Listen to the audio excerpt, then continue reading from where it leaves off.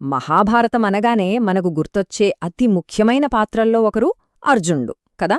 ఆ పేరు వినగానే మనకు వీరత్వం, అద్భుతమైన విలువిద్య ఇవన్నీ గుర్తొస్తాయి. కాని అసలు అర్జునుండి అంత గొప్ప యోధుడిగా మార్చిందేంటి? కేవలం అతనొక రాజకుమారుడు కాబట్టా, లేకపోతే మరేదైనా కారణముందా? ఈ విశ్లేషణలో తెలుసుకుందాం. చాలామంది ఏమనుకుంటారంటే, అతను రాజు కొడుకు, పాండవుల్లో ఒకడు, ధర్మరాజు తమ్ముడు, అందుకే అంత పేరొచ్చింది అనుకుంటారు. కానీ నిజంగా అదే కారణమా? అస్సలు కాదు. నిజానికి అర్జునుడి గొప్పతనమనేదే పుట్టుకతో వచ్చింది కాదు. అది అతను కష్టపడి పట్టుదలతో సాధించుకున్నది. కొన్ని ప్రత్యేకమైన లక్షణాల వల్లే అతను అంత గొప్పవాడయ్యాడు. ఇంతకీ ఏంటా లక్షణాలు? ఇప్పుడు వివరంగా చూద్దాం. అర్జునుడి సక్సెస్ సీక్రెట్లో మొదటిది అతని ప్రాక్టీస్, అతని ఫోకస్. అతని విలువిద్య గురించి మనం ఎంత చెప్పుకున్నా తక్కువే. ఆ నైపుణ్యం ఊరికే రాలేదు. దాని వెనుక అపారమైన సాధనుంది. ఇక్కడ చాలా ఆసక్తికరమైన విషయమేంటంటే, ఈ సూత్రం కేవలం అర్జునుడికే కాదు, మనందరికీ వర్తిస్తుంది. చూడండి, ప్రతి ఒక్కరిలోనూ ఏదో ఒక టాలెంట్ ఉంటుంది. కానీ దాన్ని గుర్తించి పదే పదే ప్రాక్టీస్ చేసి సానబెట్టినప్పుడే అదొక అద్భుతమైన ప్రతిభగా మారుతుంది. అర్జునుడు చేసింది అదే. దీనికి బెస్ట్ ఎగ్జాంపుల్ ఏంటో తెలుసా? అర్జునుడికి ఉన్న సవ్యసాచి అనే పేరు. అంటే ఏంటి? రెండు చేతుల్తోనూ ఒకేలా బాణాలు వేయగలగటం. అదేమైనా దేవుడిచ్చిన వరమా? కాదు, నిరంతర సాధన. కేవలం సాధనతోనే అది సాధ్యమైంది. ఇక అతని ఏకాగ్రత గురించి చెప్పాలంటే దానికి ఈ 3 సంఘటనలు చాలు. గురుద్రోణుడు పక్షి కన్నును కొట్టమన్నప్పుడు మిగతా వాళ్లకి చెట్టు, కొమ్మలు అన్నీ కనిపిస్తుంటే అర్జునుడికి కేవలం ఆ పక్షి కన్ను మాత్రమే కనిపించింది. అంతటి ఫోకస్. అంతేనా, కటిక చీకట్లో కూడా శబ్దాన్ని బట్టి లక్ష్యాన్ని ఛేదించగలడు. ఇక ద్రౌపది స్వయంవరం సంగతి మనందరికీ తెలిసిందే. కింద నీళ్లలో ప్రతిబింబం చూస్తూ పైన గిరగిరా తిరుగుతున్న చేప కన్నును కొట్టడం. ఊహించుకోండి ఎంత ఏకాగ్రత కావాలో. ఇవన్నీ అతని అసాధారణమైన ఫోకస్కి నిదర్శనాలు. సరే, స్కిల్సు, ఫోకస్ ఇవన్నీ ఒకెత్తు.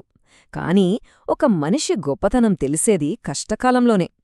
ఇప్పుడతని క్యారెక్టర్ గురించి, అంటే ధైర్యం, ధర్మం గురించి మాట్లాడుకుందాం. అర్జునుడి జీవితంలో కష్టాలకు కొదవేలేదు. దుర్యోధనుడు, శకుని కుట్రల వల్ల రాజ్యం పోయింది, అవమానాలు ఎదుర్కొన్నాడు, సంవత్సరాల తరబడి అడవుల్లో తిరిగాడు. ఇన్ని జరిగినా అతను ఎక్కడా ధైర్యం కోల్పోలేదు. ప్రతీ కష్టాన్ని ధైర్యంగా ఎదుర్కొన్నాడు. ఇక్కడ మనం సమయస్ఫూర్తి అనే మాట గురించి తెలుసుకోవాలి. అంటే ప్రెజెన్స్ ఆఫ్ మైండ్. స్కిల్ ఉండటం వేరు, దాన్ని కరెక్ట్ టైంలో కరెక్ట్గా వాడటం వేరు. ఆ వాడగలగడాన్నే సమయస్ఫూర్తి అంటారు. ఈ మొసలి సంఘటన వింటే మీకు క్లియర్గా అర్థమవుతుంది. ఒకసారి గంగా నదిలో గురుద్రోణుడి కాలుని ఒక మొసలి పట్టుకుంది. మిగతా శిష్యులంతా భయంతో ఏం చెయ్యాలో తెలియక చూస్తూ ఉండిపోయారు. కాని అర్జునుడు ఒక్క క్షణం కూడా ఆలోచించలేదు. వెంటనే బాణాలు సంధించి ఆ మొసలిని చంపి గురువుని కాపాడాడు. చూసారా, స్కిల్ అందరికీ ఉండొచ్చు, కాని ఆ క్షణంలో స్పందించే సమయస్ఫూర్తి అర్జునుడి ప్రత్యేకత. అయితే శత్రువులనో మొసళ్లనో ఎదుర్కోవడం ఒక ఎత్తు. కాని మనల్ని మనం జయించడం, మన నైతికతను నిలబెట్టుకోవడం అంతకన్నా పెద్ద సవాల్. ముఖ్యంగా ఈ రోజుల్లో మనల్ని తప్పుదారి పట్టించే ప్రలోభాలు ఎన్నో ఉన్నాయి కదా. దీనికి ఊర్వశీ కథ ఒక పర్ఫెక్ట్ ఎగ్జాంపుల్. స్వర్గలోకంలో ఊర్వశి అర్జునుడి మీద మోజుపడుతుంది. కాని అర్జునుడు ఆమెను తల్లిగా భావించి సున్నితంగా తిరస్కరించాడు. ఇక్కడ చూడండి, ఒకవైపు అధర్మమైన శారీరక సుఖం, మరోవైపు ధర్మాన్ని నిలబెట్టే ఆత్మనిగ్రహం. అర్జునుడు రెండోదాన్నే ఎంచుకున్నాడు. అంతేకాదు, ఊర్వశి కోపంతో నువ్వు నపుంసకుడివి కమ్మని శపిస్తుంది. అయినా అర్జునుడు భయపడలేదు. తన ధర్మాన్ని వదులుకోవడం కంటే ఆ శాపాన్ని స్వీకరించడానికి సిద్ధపడ్డాడు. విశేషమేంటంటే ఆ శాపమే తర్వాత అజ్ఞాతవాసంలో బృహన్నల వేషంలో ఉండటానికి అతనికి ఒక వరంగా మారింది.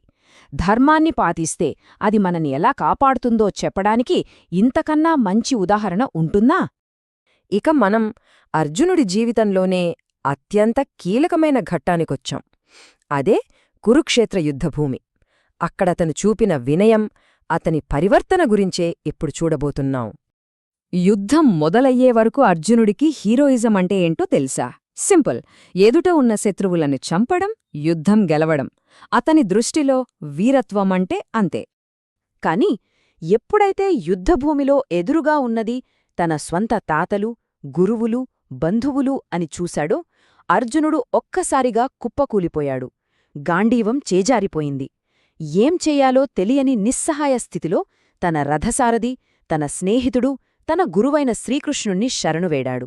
నాకు దారి చూపించు కృష్ణా అని వేడుకున్నాడు. ఇది అతని జీవితంలోనే గ్రేటెస్ట్ టర్నింగ్ పాయింట్. అర్జునుడి ఆ మానసిక సంఘర్షణ ఒక గొప్ప ప్రశ్నకు దారితీసింది. ఆ ప్రశ్నకు శ్రీకృష్ణుడు చెప్పిన సమాధానమే మనందరికీ తెలిసిన భగవద్గీత. ఇంతకీ ఏంటా ప్రశ్న? అసలు నిజమైన వీరత్వమంటే ఏంటి? దానికి కృష్ణుడు చెప్పిన సమాధానం అద్భుతం. నిజమైన వీరత్వమంటే బయట ఉన్న శత్రుల్ని జయించడం కాదు, మన లోపల ఉన్న మనల్ని మనం తెలుసుకోవడం. అసలైన యుద్ధం మనస్సులోనే జరుగుతుంది. ఆత్మజ్ఞానం పొందడమే అసలైన విజయం. సరే, ఇన్ని విషయాలు తెలుసుకున్నాం కదా, ఇప్పుడు ముగింపుకొద్దాం. అర్జునుడి లక్షణాలు అనేవి కేవలం పాత పురాణ కథలు కాదు. అవి రోజుకీ, మనందరి జీవితాలకి, మన క్యారెక్టర్ బిల్డింగ్కి అవసరమైన ఒక టైమ్లెస్ గైడ్ లాంటివి. ఒక్కసారి మనం చర్చించుకున్న విషయాలన్నీ చూద్దామా? కష్టపడి సాధన చేయటం, అచంచలమైన ఏకాగ్రత, ఎలాంటి కష్టంలోనైనా ధైర్యంగా నిలబడటం, నైతిక విలువలకు కట్టుబడి ఉండటం, నేర్చుకోవడానికి ఎప్పుడూ వినయంగా ఉండటం, అన్నిటికన్నా ముఖ్యంగా తనను తాను తెలుసుకోవడం, ఇవన్నీ కలిస్తేనే అర్జునుడు. ఈ విశ్లేషణను ఒక చిన్న ప్రశ్నతో ముగిద్దాం. మనమిప్పుడు చెప్పుకున్న ఈ గొప్ప లక్షణాల్లో, ఈ ఆధునిక ప్రపంచంలో ఒకరి జీవితాన్ని తీర్చిదిద్దడానికి అత్యంత ముఖ్యమైనది, అత్యంత శక్తివంతమైనది ఏదనిపిస్తోంది? దీని గురించొక్కసారి ఆలోచించండి.